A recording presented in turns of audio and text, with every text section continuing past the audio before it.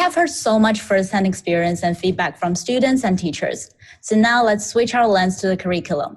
I'm very honored to be joined by the general education curriculum heads and directors from the 4 partner institutions.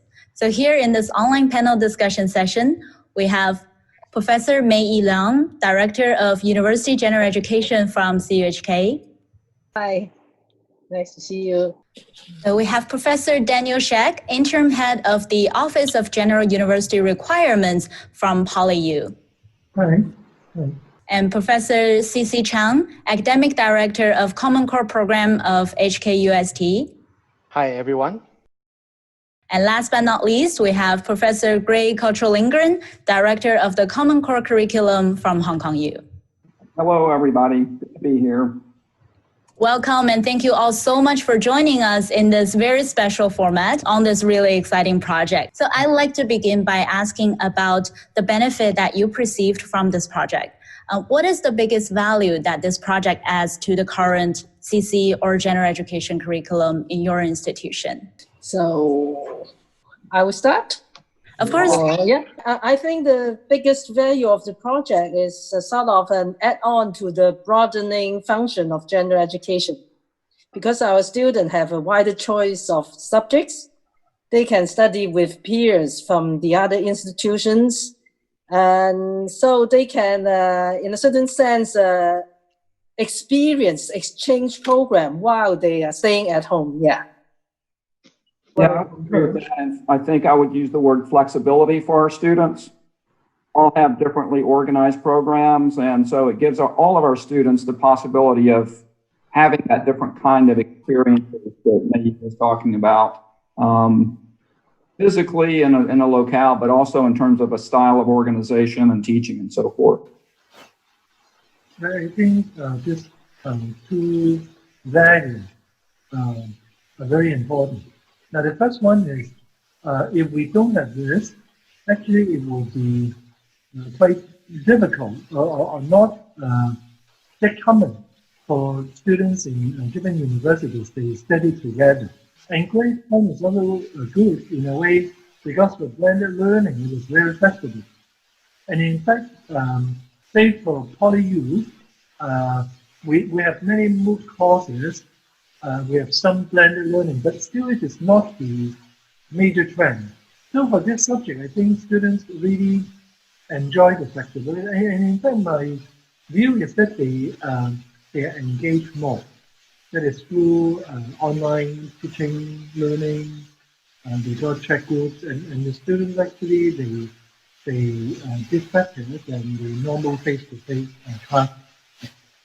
Well, I think that in addition to the chances of taking courses that we don't have on campus, I think the biggest impact to the students I see is the opportunity to be exposed to different environments, different campus culture, and the way things are conducted in different campuses. I think that is the biggest advantage in addition to the course they are taking.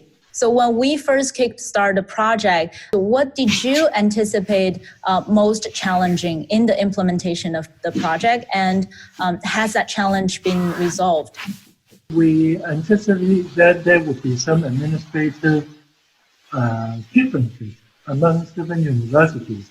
And eventually we really experienced that because we got different registration period. And then it took a while before we know what are the non-PolyU students that are in the class. Eventually, we solved the problem by always asking colleagues in other universities, chasing them. So that is one area I think if we do it in future, we should try to facilitate the administrative procedures involved. And the second one is how can we engage the students in the process? For my subject, actually I put 3 instructors.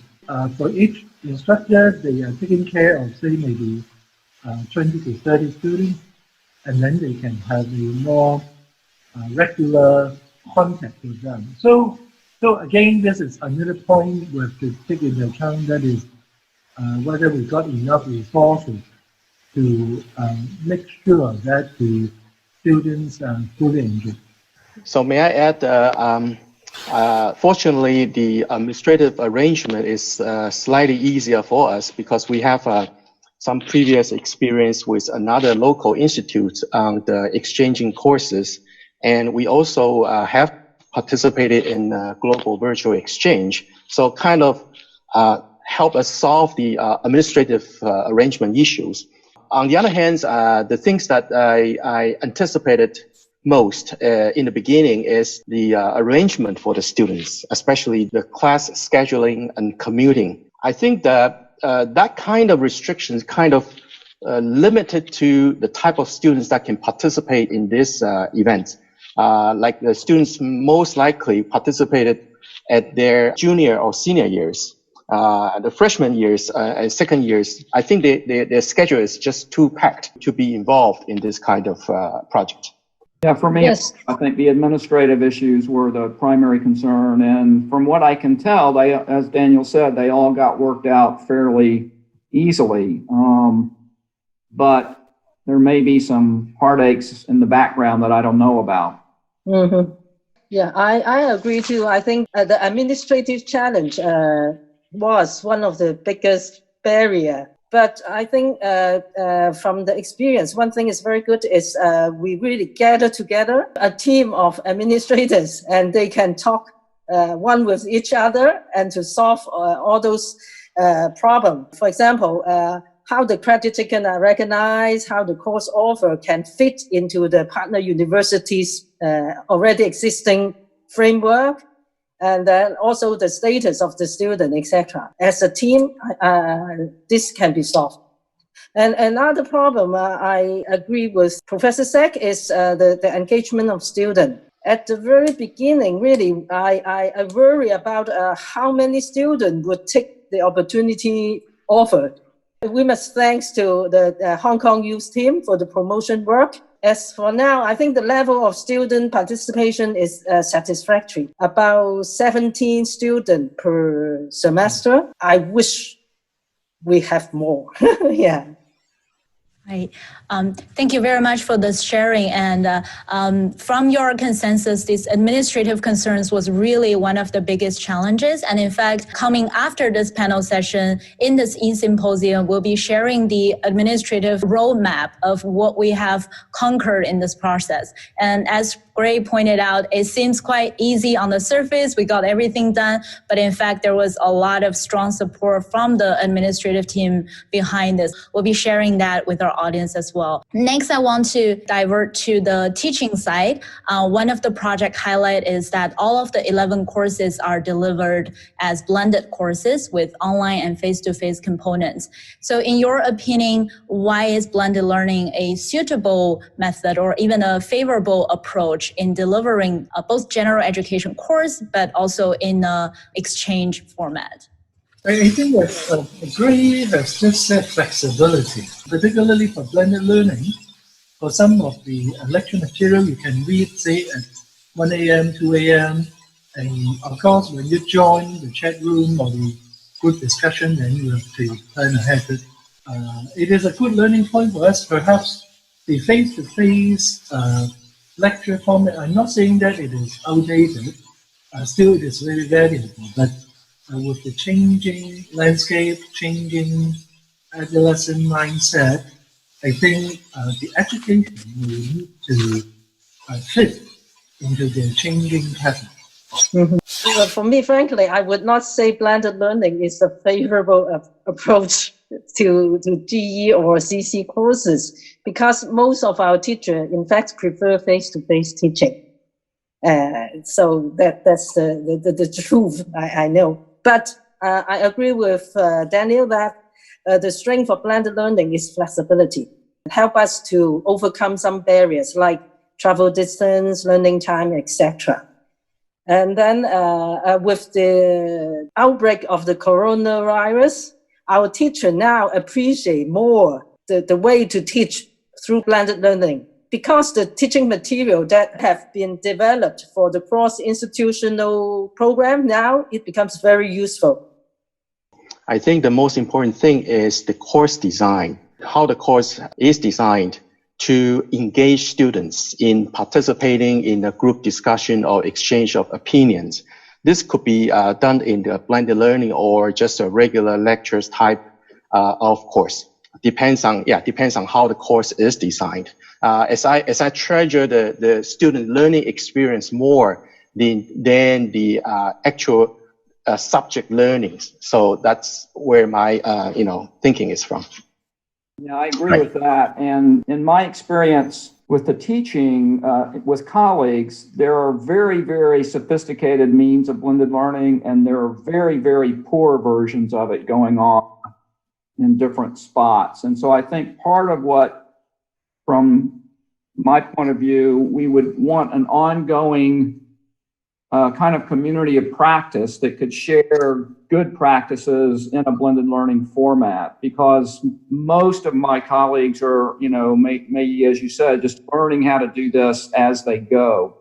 I agree that course design is a key, and ongoing kind of exchange between colleagues at an informal level about what works and what doesn't.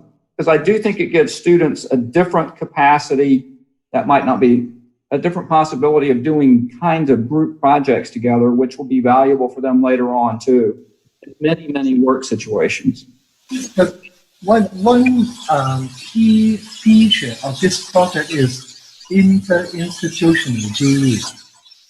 So by pooling students from different institutions, in fact, if we follow the traditional way of, say, scheduling the lecture or face-to-face lecture, I think it will not work, right?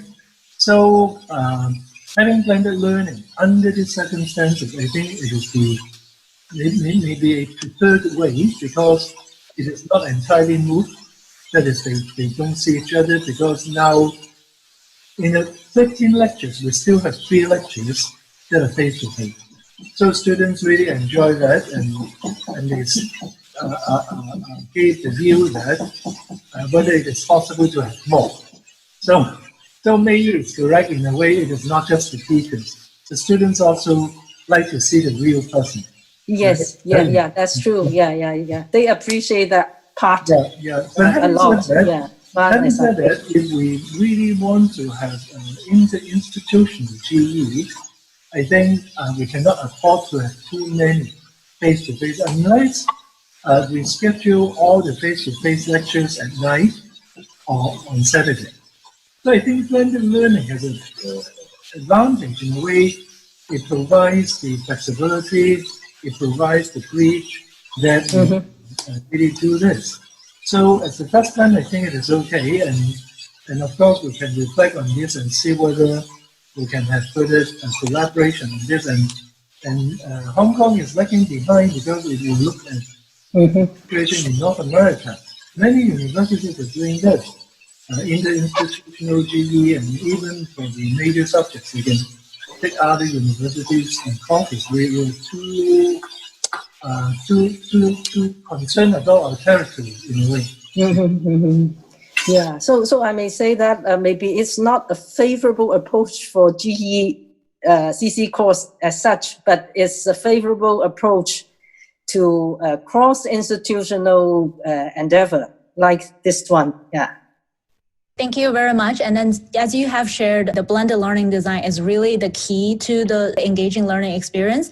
And because of that, we also have a poster gallery to showcase all of these 11 courses. So again, just another reminder to our audience, if you haven't checked out the poster gallery, be sure to take a look and leave your comments or questions to the courses. And we'll be able to relay that back to the course team, and then continue this, as Gray mentioned, this community of practice to share the good practices that we have developed and generated in this project.